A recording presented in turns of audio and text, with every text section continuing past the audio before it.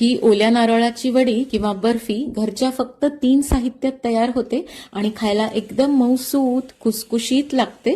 तर यासाठी मी 1 कप खवलेलं ओलं नारळ घेतलं आहे, ते एका पसरट पॅनमध्ये घालूया आणि 2 ते 3 मिनिट याला मंद गॅसवर परतून घ्यायचंय।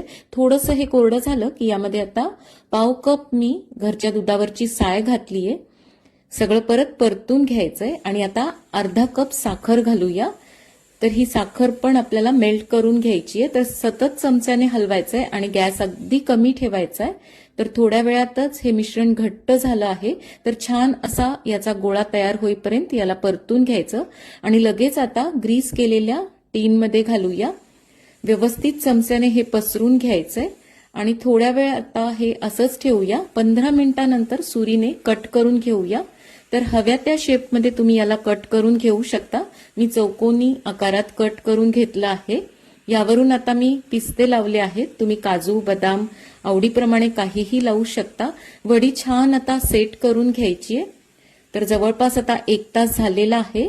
काढताना उलटण्याने किंवा सुरीने कडा सैल करून घ्यायच्या। तर मस्त अशी आपली नारळाची वडी तयार आहे।